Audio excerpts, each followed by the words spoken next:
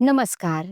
आज के अंक में आप सुनेंगे कलम के जादूगर मुंशी प्रेमचंद की लिखी हुई एक और जबरदस्त कहानी, बासी भात में खुदा का साझा।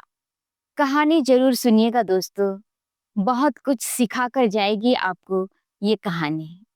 शाम को जब दीनानाथ ने घर आकर गौरी से कहा कि मुझे एक कार्यालय में 50 रुपए की नौकरी मिल गई है, तो गौरी खिल उठी। देवताओं में उसकी आस्था और भी दृढ़ हो गई। इधर 1 साल से बहुत बुरा हाल था, न कोई रोजी न रोजगार। घर में जो थोड़े बहुत गहने थे वह बिक चुके थे। मकान का किराया सिर पर चढ़ा हुआ था। जिन मित्रों से कर्ज मिल सकता था सबसे ले चुके थे। साल भर का बच्चा दूध के लिए बिलख रहा था। एक वक्त का भोजन मिलता तो दूसरे जून की चिंता होती। तकाजों के मारे बेचारे दीनानाथ को घर से निकलना मुश्किल था। घर से निकला नहीं कि चारों ओर से चित्हाड़ मच जाती थी। वाह बाबूजी, वाह! 2 दिन का वादा करके ले गए और आज 2 महीने से सूरत नहीं दिखाई। भाई साहब, यह तो अच्छी बात नहीं। आपको अपनी जरूरत का ख्याल है, मगर दूसरों की जरूरत का जरा भी ख्याल नहीं। इसी से कहा है, दुश्मन को चाहे कर्ज दे दो, दोस्त को कभी न दो। दीनानाथ को ये वाक्य तीरों से लगते थे और उसका जी चाहता था कि जीवन का अंत कर डाले, मगर बेजवान स्त्री और अबोध बच्चे का मुंह देखकर कलेजा थाम के रह जाता। आज भगवान ने उस पर दया की और संकट के दिन कट गए। गौरी ने प्रसन्न मुख होकर कहा, मैं कहती थी कि नहीं, ईश्वर सबकी सुधि लेते हैं और कभी न कभी हमारी भी सुधि लेंगे, मगर तुमको विश्वास ही न आया था। बोलो, अब तो ईश्वर की दयालुता के कायल हुए? दीनानाथ ने हठ धर्मी करते हुए कहा, यह मेरी दौड़ धूप का नतीजा है। ईश्वर की क्या दयालुता? ईश्वर को तो तब जानता जब कहीं से छप्पड़ फाड़ कर भेज देते। लेकिन मुंह से चाहे कुछ कहे, ईश्वर के प्रति उसके मन में श्रद्धा उदय हो गई थी। दीनानाथ का स्वामी बड़ा ही रूखा आदमी था और काम में बड़ा चुस्त। उसकी उम्र 50 के लगभग थी और स्वास्थ्य भी अच्छा न था। फिर भी वह कार्यालय में सबसे ज्यादा काम करता। मजाल न थी कि कोई आदमी 1 मिनट की भी देर करे या 1 मिनट भी समय के पहले चला जाए। बीच में 15 मिनट की छुट्टी मिलती थी। उसमें जिसका जी चाहे पान खा ले या सिगरेट पी ले या जलपान कर ले। इसके अलावा 1 मिनट का अवकाश न मिलता था। वेतन पहली तारीख को मिल जाता था। उत्सवों में भी दफ्तर बंद रहता था और नियत समय के बाद कभी काम न लिया जाता था। सभी कर्मचारियों को बोनस मिलता था और प्रोविडेंट फंड की भी सुविधा थी। फिर भी कोई आदमी खुश न था। काम या समय की पाबंदी की किसी को शिकायत न थी। शिकायत थी केवल स्वामी के शुष्क व्यवहार की। कितना ही जी लगाकर काम करो, कितना ही प्राण दे दो, पर उसके बदले धन्यवाद का एक शब्द भी न मिलता था। कर्मचारियों में और कोई संतुष्ट हो या ना हो, दीनानाथ को स्वामी से कोई शिकायत न थी। वह घुड़कियां और फटकार खाकर भी शायद उतने ही परिश्रम से काम करता था। साल भर में उसने कर्ज चुका दिए और कुछ संचय भी कर लिया। वह उन लोगों में से था जो थोड़े में भी संतुष्ट रह सकते थे अगर नियमित रूप से मिलता जाए।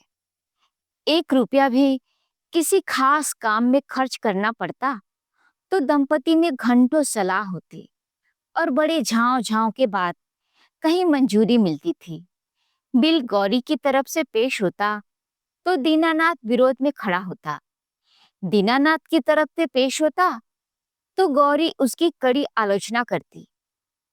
बिल को पास करा लेना प्रस्तावक की जोरदार वकालत पर मुनहसर था सर्टिफाई करने वाली कोई तीसरी शक्ति वहां न थी और दीनानाथ अब पक्का आस्तिक हो गया था।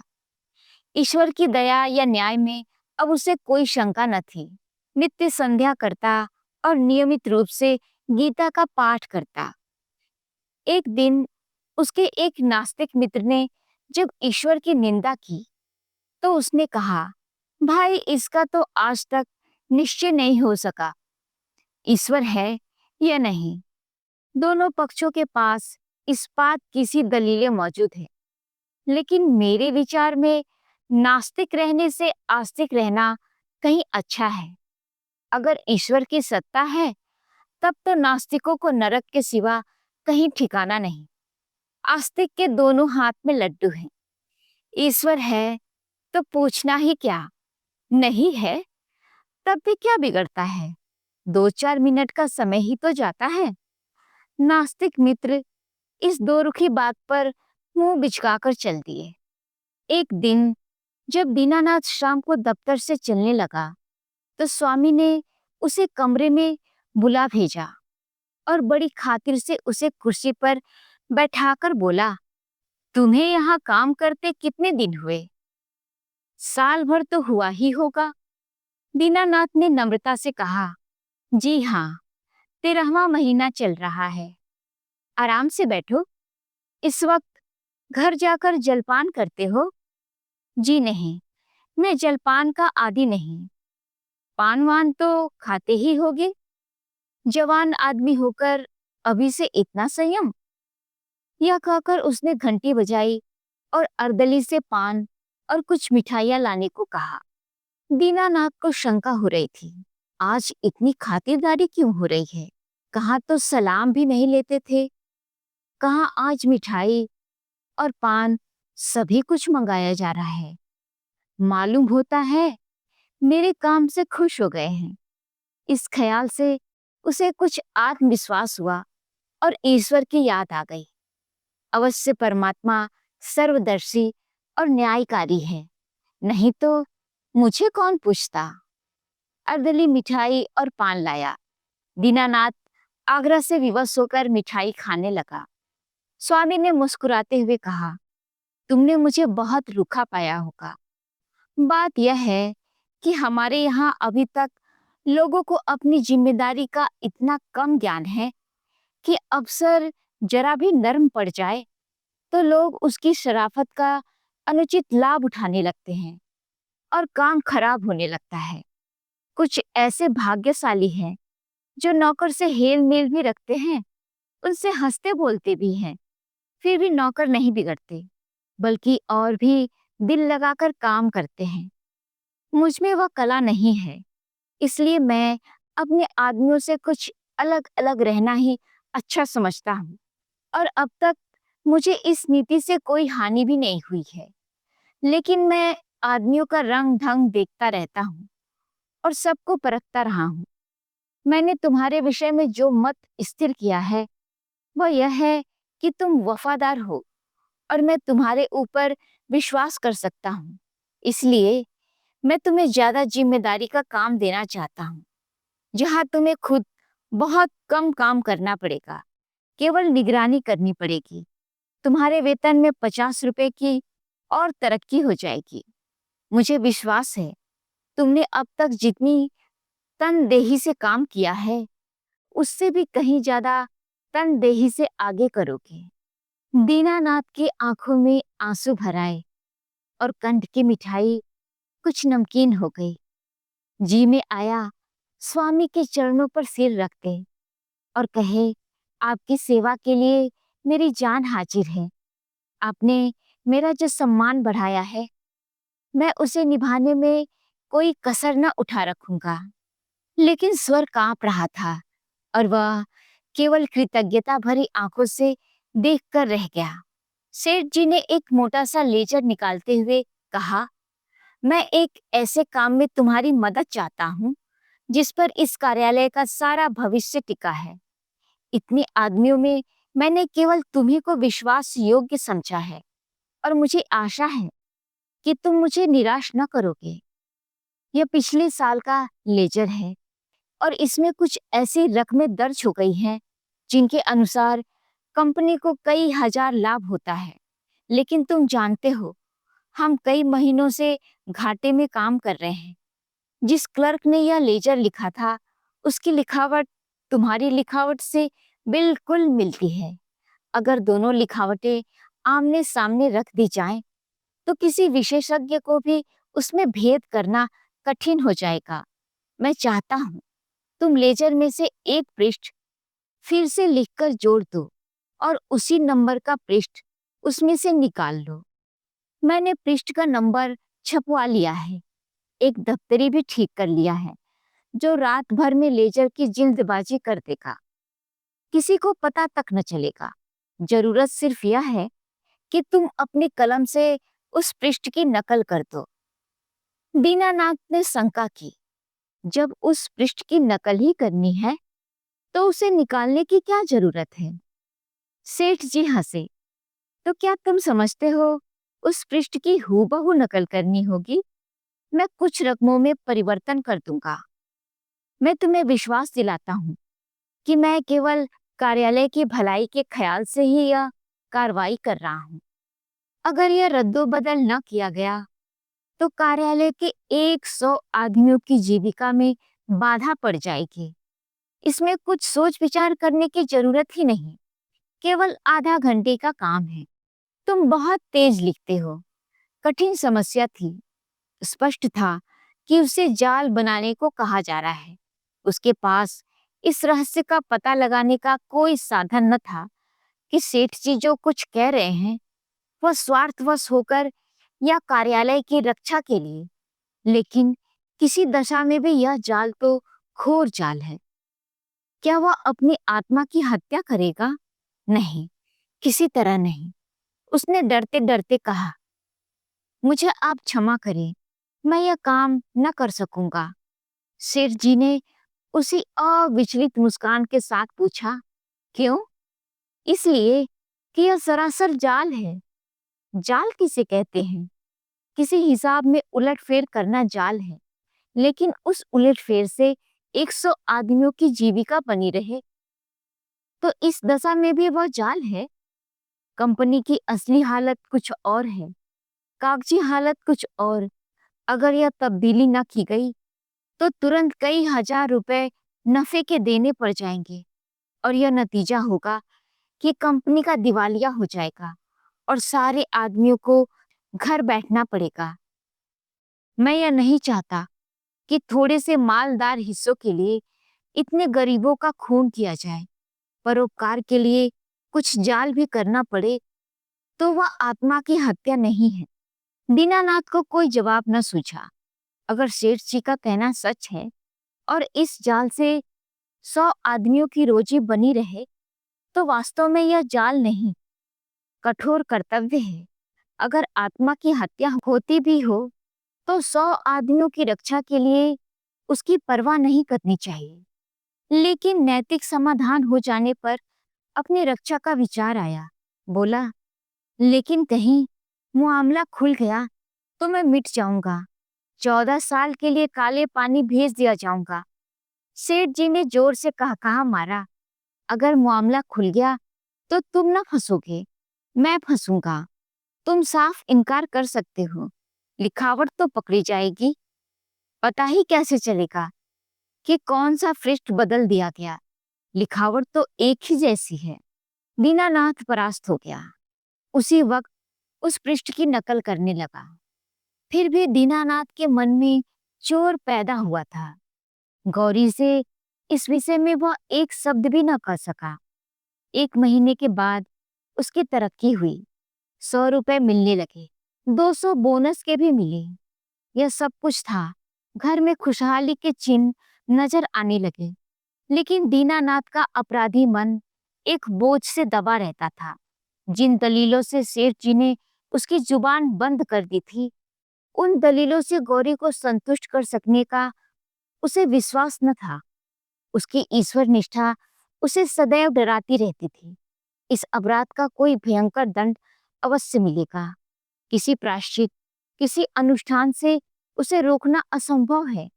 अभी न मिले साल 2 साल न मिले, 10-5 साल न मिले, पर जितनी ही देर में मिलेगा उतना ही भयंकर होगा। मूलधन ब्याज के साथ बढ़ता जाएगा। वह अक्सर पछताता, मैं क्यों सेठ जी के प्रलोभन में आ गया। कार्यालय टूटता या रहता मेरी बला से, आदमियों की रोजी जाती या रहती मेरी बला से। मुझे तो यह प्राण पीड़ा न होती, लेकिन अब तो जो कुछ होना था हो चुका, और दंड अवश्य मिलेगा। इस शंका ने उसके जीवन का उत्साह, आनंद और माधुर्य सब कुछ हर लिया। मलेरिया फैला हुआ था, बच्चे को ज्वर आया, दीनानाथ के प्राण नहों में समा गए। दंड का विधान आ पहुंचा। कहाँ जाए, क्या करे, जैसे बुद्धि भ्रष्ट हो गई। गौरी ने कहा, जाकर कोई दवा लाओ या किसी डॉक्टर को दिखा दो। 3 दिन हो गए।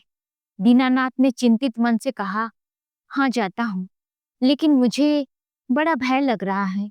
भय की कौन सी बात है, बेबात की बात मुंह से निकालते हो। आजकल किसे ज्वर नहीं आता। ईश्वर इतना निर्दयी क्यों है? ईश्वर निर्दयी है पापियों के लिए। हमने किसका क्या हर लिया है? ईश्वर पापियों को कभी क्षमा नहीं करता। पापियों को दंड न मिले तो संसार में अनर्थ हो जाए। लेकिन आदमी ऐसे काम भी तो करता है जो एक दृष्टि से पाप हो सकते हैं, दूसरी दृष्टि से पुण्य। मैं नहीं समझी। मान लो मेरे झूठ बोलने से किसी की जान बचती हो, तो क्या वो पाप है? मैं तो समझती हूँ ऐसा झूठ पुण्य है। तो जिस पाप से मनुष्य का कल्याण हो वह पुण्य है, और क्या। दीनानाथ की अमंगल शंका थोड़ी देर के लिए दूर हो गई। डॉक्टर को बुला लाया, इलाज शुरू किया। बालक 1 सप्ताह में चंगा हो गया, मगर थोड़े दिन बाद वह खुद बीमार पड़ा। वह अवश्य ईश्वरीय दंड है और वह बच नहीं सकता। साधारण मलेरिया ज्वर था, पर दीनानाथ की दंड कल्पना ने उसे सन्निपात का रूप दे दिया। ज्वर में नशे की हालत की तरह यूं भी कल्पना शक्ति तीव्र हो जाती है। पहले केवल मनोगत शंका थी, वह भीषण सत्य बन गई। कल्पना ने यमदूत रच डाले, उनके भाले और गदाएं रच डाली, नरक का अग्निकुंड दहका दिया। डॉक्टर की एक घूंट दवा, 1000 मन की गदा की आवाज और आग के उबलते हुए समुद्र के दाह पर क्या असर करती। दीनानाथ मिथ्यावादी न था। पुराणों की रहस्यमय कल्पनाओं में उसे विश्वास न था। नहीं, वह बुद्धिवादी था, और ईश्वर में भी तभी उसे विश्वास आया जब उसकी तर्क बुद्धि कायल हो गई। लेकिन ईश्वर के साथ उसकी दया भी आई, उसका दंड भी आया। दया ने उसे रोजी दी, मान दिया। ईश्वर की दया न होती तो शायद वह भूखों मर जाता। लेकिन भूखों मरना अग्निकुंड में ढकेल दिए जाने से कहीं सरल था, खेल था। दंड भावना जन्म जन्मांतरों के संस्कार से ऐसी बदमूल हो गई थी, मानो उसकी बुद्धि का, उसकी आत्मा का एक अंग हो गई हो। उसका तर्कवाद और बुद्धिवाद इन मन मंतरों के जमे हुए संस्कार पर समुद्र की ऊंची लहरों की भांति आता था, पर एक क्षण में उन्हें जलमग्न करके फिर लौट जाता था, और वह पर्वत ज्यों का त्यों अचल खड़ा रह जाता था। जिंदगी बाकी थी, बच गया। ताकत आते ही दफ्तर जाने लगा। एक दिन गौरी बोली, जिन दिनों तुम बीमार थे और एक दिन तुम्हारी हालत बहुत नाजुक हो गई थी, तो मैंने भगवान से कहा था कि अच्छे हो जाएंगे तो 50 ब्राह्मणों को भोजन कराऊंगी। दूसरे ही दिन से तुम्हारी हालत सुधरने लगी। ईश्वर ने मेरी विनती सुन ली। उसकी दया न हो जाती तो मुझे कहीं मांगे भीख न मिलती। आज बाजार से सामान ले आओ तो मैं मनौती पूरी कर दूं। 50 ब्राह्मण नेवते जाएंगे तो 100 अवश्य आएंगे। 50 कंगले भी समझ लो, और मित्रों में 20-25 निकल ही आएंगे। 200 आदमियों का डॉल है। मैं सामग्रियों की सूची लिख देती हूँ। दीनानाथ ने माथा सिकोड़कर कहा, तुम समझती हो मैं भगवान की दया से अच्छा हुआ? और कैसे अच्छे हुए? अच्छा हुआ इसलिए कि जिंदगी बाकी थी। ऐसी बातें न करो, मनौती पूरी करनी होगी। कभी नहीं, मैं भगवान को दयालु नहीं समझता। और क्या भगवान निर्दयी है? उनसे बड़ा निर्दयी कोई संसार में ना होगा, जो अपने रचे हुए खिलौनों को उनकी भूलों और बेवकूफियों की सजा अग्निकुंड में ढकेल कर दे। वह भगवान दयालु नहीं हो सकता। भगवान जितना दयालु है, उससे असंख्य गुना निर्दयी है। और ऐसे भगवान की कल्पना से मुझे घृणा होती है। प्रेम सबसे बड़ी शक्ति कही गई है। विचारवानों ने प्रेम को ही जीवन की और संसार की सबसे बड़ी विभूति मानी है। व्यवहार में न सही, आदर्श में प्रेम ही हमारे जीवन का सत्य है। मगर तुम्हारा ईश्वर दंड भय से सृष्टि का संचालन करता है। फिर उसमें और मनुष्य में क्या फर्क हुआ? ऐसे ईश्वर की उपासना मैं नहीं करना चाहता, नहीं कर सकता। जो मोटे हैं, उनके लिए ईश्वर दयालु होगा, क्योंकि वे दुनिया को लूटते हैं। हम जैसों को तो ईश्वर की दया कहीं नजर नहीं आती। हाँ, भय पग पग पर खड़ा घूरा करता है। यह मत करो, नहीं तो ईश्वर दंड देगा। वह मत करो, नहीं तो ईश्वर दंड देगा। प्रेम से शासन करना मानवता है, आतंक से शासन करना बर्बरता है। आतंकवादी ईश्वर से तो ईश्वर का ना रहना ही अच्छा है। उसे हृदय से निकालकर मैं उसकी दया और दंड दोनों से मुक्त हो जाना चाहता हूँ। एक कठोर दंड बरसों के प्रेम को मिट्टी में मिला देता है। मैं तुम्हारे ऊपर बराबर जान देता रहता हूँ, लेकिन किसी दिन डंडा लेकर पीट चलूं तो तुम मेरी सूरत न देखोगी। ऐसे आतंकमय दंडमय जीवन के लिए मैं ईश्वर का एहसान नहीं लेना चाहता। बासी भात में खुदा के साँचे की जरूरत नहीं। अगर तुमने ओझ भोज पर जोर दिया तो मैं जहर खा लूंगा। गौरी उसके मुंह की ओर भयातुर नेत्रों से ताकती रह गई। तो दोस्तों, कैसी लगी आपको ये कहानी? कमेंट में जरूर बताइएगा। तो चलिए, मिलते हैं एक और नई कहानी के साथ। तब तक कहानी को लाइक कीजिए, शेयर कीजिए और सुनते रहिए बोलती किताबें। और हाँ, चैनल को सब्सक्राइब करना मत भूलिएगा। नमस्कार।